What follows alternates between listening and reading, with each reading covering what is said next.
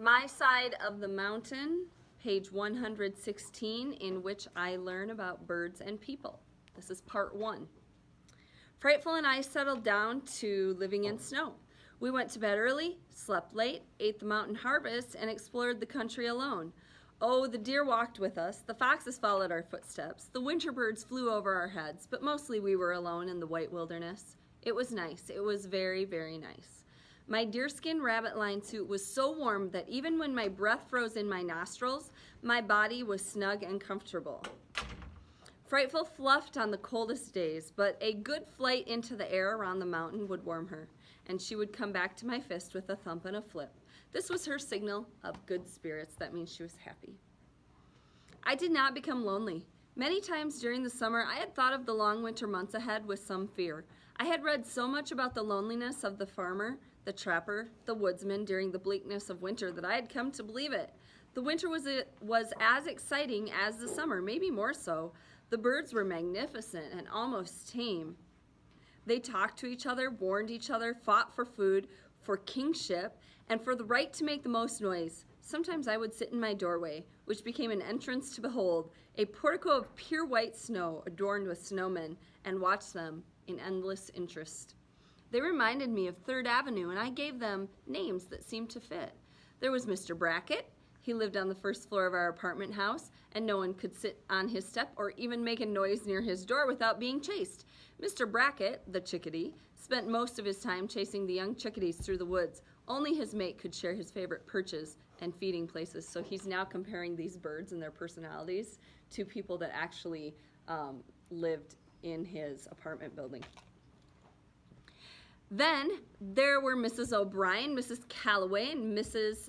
Federio. On 3rd Avenue, they would all go off to the market together first thing in the morning, talking and pushing and stopping to lecture to children in gutters and streets. Mrs. Federio always followed Mrs. O'Brien, and Mrs. O'Brien always followed Mrs. Calloway in talking and pushing and even in buying an apple. And there they were again, in my hemlock, 3 busy chickadees. They would flit and rush around and click and fly from one eating spot to another. They were noisy, scolding, and busily following each other. All the other chickadees followed them, and they made way only for Mr. Brackett. The chickadees, like the people on 3rd Avenue, had their favorite routes to and from the best food supplies. They each had their own resting perches, and they each had a little shelter in a tree cavity to which they would fly when the day was over. They would chatter and call goodnight and make a big fuss before they parted. And then the forest would be as quiet as the apartment house on 3rd Avenue when all the kids were off the streets and all the parents had said their last words to each other and everyone had gone to their own little hole. Sometimes when the wind howled and the snows blew, the chickadees would be out for only a few hours. Even Mr. Brackett, who had been elected by the chickadees to test whether or not, if it was too stormy for good hunting, would appear for a few hours and disappear. Sometimes I would find him just sitting quietly on a limb next to a bole of a tree, all fluffed up and doing nothing.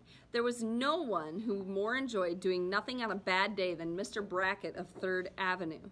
Frightful, the 2 Mr. Bracketts and I shared this feeling. When the ice and sleet and snow drove down through the hemlocks, we all holed up. I looked at my calendar pull one day and realized it was almost Christmas.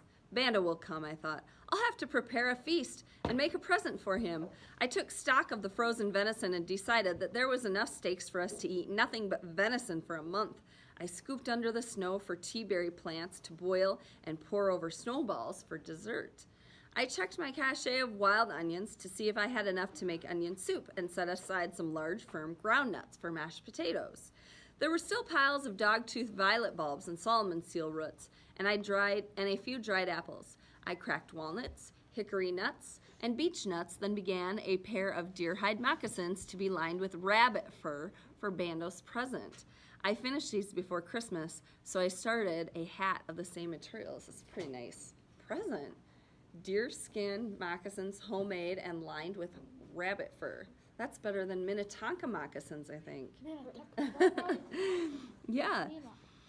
2 days before Christmas, I began to wonder if Banda would come. He had forgotten, I was sure, or he was busy, I said, or he thought that I was no longer here and decided not to tramp out through the snows to find out. On Christmas Eve, Bando still had not arrived, and I began to plan for a very small Christmas with Frightful. About 4:30, Christmas Eve, I hung a small red cluster of tea berries on the deerskin door. I went in my tree room for a snack of beech nuts when I heard a faint "Hello!" from far down the mountain. I snuffed out my tallow candle, jumped into my coat and moccasins, and plunged out into the snow. Again, "Hello!" sound bounced down the hill.